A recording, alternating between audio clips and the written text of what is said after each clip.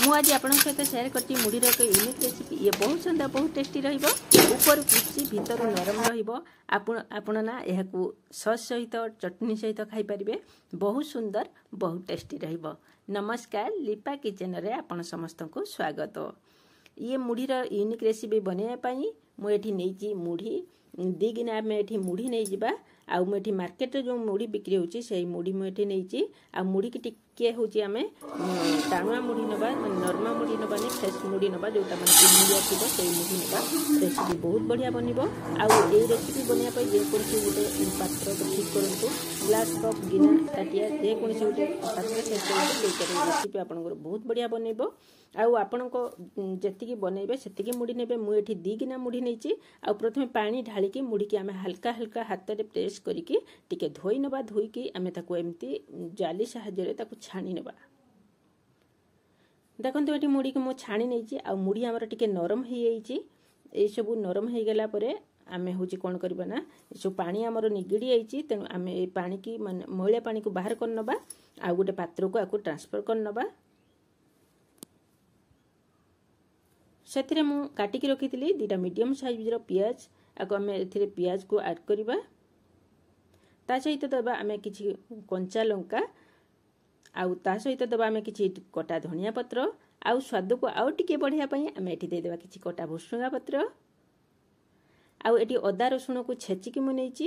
ଆପଣ ଗ୍ରାଇଣ୍ଡିଙ୍ଗ କରିକି ନେଇପାରନ୍ତି, କିନ୍ତୁ ଛେଚା ରସୁଣ ଅଦା ଦେବେ, ଟେଷ୍ଟ ବହୁତ ବଢ଼ିଆ ଆସିବ। ସେଥିରେ ଦେଇଦେବା ଆମେ ସ୍ୱାଦ ଅନୁଯାୟୀ ଲୁଣ। ଆଉ କଲର୍ ପାଇଁ କଲର୍ ଲଙ୍କା ଗୁଣ୍ଡ। ଏଠି ହାଫ୍ ଚାମଚ ଦେଇଦେବା ଆମେ ଜିରା ଗୁଣ୍ଡ। ଆଉ ଏଠି ଥିବା ଗରମ ମସଲା। ଆଉ ଜୁଆଣି, ଡାଇଜେସନ୍ ପାଇଁ ଜୁଆଣି ଗୁଣ୍ଡ ହାଫ୍ ଚାମଚ ଦେଇଦେବା। ଆଉ ଏଠି ବ୍ଲାକ୍ ଲୁଣ, ମାନେ କଳା ଲୁଣ ଯେଉଁଟା ହାଫ୍ ଚାମଚ ଦେଇଦେବା। ଆଉ ଇଏ ରେସିପିକି କ୍ରିସ୍ପି ବନେଇବା ପାଇଁ ଚାଉଳ ଅଟା ଆମେ ଦେଇଦେବା 3 ଚାମଚ। ମୁଁ ଯେଉଁ ପାତ୍ରରେ ନେଉଛି ସେ ସେମ୍ କ୍ୱାଣ୍ଟିଟିରେ ନେଉଛି। 3 ଚାମଚ ନେଇଛି ଚାଉଳ ଅଟା, ଆଉ 3 ଚାମଚ ନେଇଛି ମୁଁ ଏଠି ବେସନ ଚାଉଳ ଅଟାକୁ ଦେଇକି ଆମେ ଏମିତି ସୁଖା ସୁଖା ଗୋଳାଇବା, ଯେଉଁଦ୍ୱାରା କି ମସଲା ସବୁ ଯେଉଁ ପଡ଼ିଛି ମୁଢ଼ି ସହିତ ଭଲକି ମିଶିଯିବ। ଆଉ ଯେଉଁ ମୁଢ଼ିର ଯେଉଁ ପାଣି ଗୁଡ଼ା ଅଛି ସେସବୁ ମଧ୍ୟ ସୁପ୍ କରିନେବ। ସୁପ୍ କରିସାରିଲା ପରେ ଆମେ ଏଠି ହାଲକା ହାଲକା ଅଳ୍ପ ଅଳ୍ପ ପାଣି ଦେଇକା ଟିକେ ହେଉଛି ଗୋଳେଇବା। କାହିଁକିନା ଯଦି ଆମର ଏ ରେସିପି ପାଣିଆ ହେଇଯାଏ ଜମା ବି ଭଲ ବନିବନି। ଯଦି ରେସିପିଟି ଆପଣଙ୍କୁ ଭଲ ଲାଗେ, ଲାଇକ୍, ସେୟାର, ସବସ୍କ୍ରାଇବ୍ କରିବାକୁ ଜମାରୁ ବି ଭୁଲିବନି। ଆଉ ମୋତେ ସପୋର୍ଟ କରିବେ ନିଶ୍ଚିତ ଭାବେ ଆଗକୁ ବଢ଼ିବା ପାଇଁ।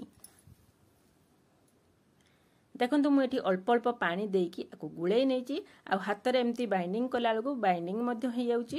ଚାଲନ୍ତୁ ଆମେ ନେକ୍ସଟ ଷ୍ଟେପ୍କୁ ଯିବା। ଏଠି ମୁଁ ପ୍ୟାନ୍ ବସାଇ ନେଇଛି। ଆଉ ଦେଇ ଦେଇଛି 2 ଚାମଚ ସୋରିଷ ତେଲ। ସୋରିଷ ତେଲରେ ଏକୁ ବନେଇବେ ନା ଟେଷ୍ଟ ବହୁତ ବଢ଼ିଆ ଆସିବ। ଆପଣ ରିଫାଇନ୍ରେ ବନେଇ ପାରିବେ, କିନ୍ତୁ ସୋରିଷ ତେଲରେ ଏକୁ ବନେଇଲେ ନା ଟେଷ୍ଟ ବହୁତ ବଢ଼ିଆ ଆସିବ। ଆମେ ଏମିତି ଗୋଟେ ବଲ୍ ପ୍ରସ୍ତୁତ କରିନେବା। ଆଉ ହାତରେ ଏମିତି ପ୍ରେସ୍ କରିକି ବରା ସେପ୍ ଦେଇଦେବା। ଦେଖନ୍ତୁ ଜମା ବି ଫାଟୁନି, ଏକଦମ ପୁରା ଗୋଟା ହେଇକି ରହିଛି। ଆମେ ଏମିତି ବଲ୍ ବନେଇକି ଚେପ୍ଟା ଚେପ୍ଟା ମାନେ ବରା ସେପ୍ ଦେଇଦେବା।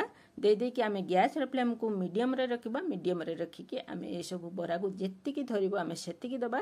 ଜମା ବି ଓଭରଲୋଡ୍ କରିବାନି, କାହିଁକିନା ରେସିପି ଭଲ ବନିବନି।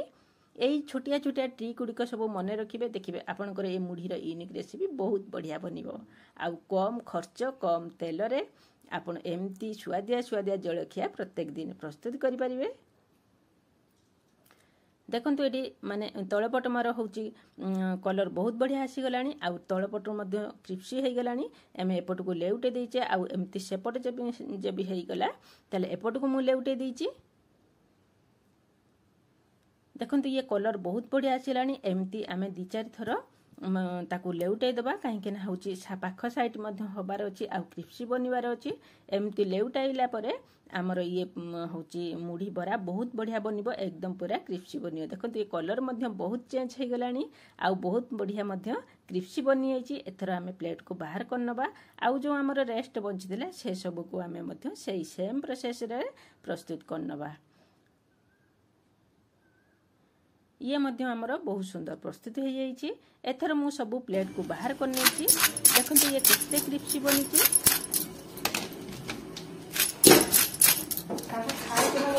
ଏଥର ମୁଁ ଆପଣଙ୍କୁ ଭାଙ୍ଗିକି ଦେଖାଉଛି। ଦେଖନ୍ତୁ ଇଏ ଉପରୁ କ୍ରିସ୍ପି, ଭିତରୁ ଏକଦମ ପୁରା ନରମ ରହିଛି। ଏହି ଜଳଖିଆ ନା ଆପଣ ହେଉଛି ଟିଫିନ୍ରେ ଦେବେ, ବହୁତ ସୁନ୍ଦର, ବହୁତ ଟେଷ୍ଟି ରହିବ। ଆଉ ବହୁତ ସମୟ ପର୍ଯ୍ୟନ୍ତ ଏମିତି କ୍ରିସ୍ପି ଆଉ ଏକଦମ ପୁରା ନରମ ରହିବ। ଆକୁ ଆପଣ ସସ୍ ସହିତ ଖାଇପାରିବେ, ଚିଲି ସସ୍ କିମ୍ବା ଟମାଟୋ ସସ୍। बहुत सुंदर लगिबो। चटनी सहित मध्य खाई परिबे। आपनकु जोउथिरे पसंद आपण सेइथिरे होची खाई परिबे। एमती खाली रे मध्य खाइबे, ये बहुत बढ़िया रहिबो गरमा गरम। आपण निश्चित भावे एही रेसिपी को थरे घरे ट्राई करंतु। मोर विश्वास आशा आपनको यह भल लागिबो। रहिली पुणी देखाबा आउ एक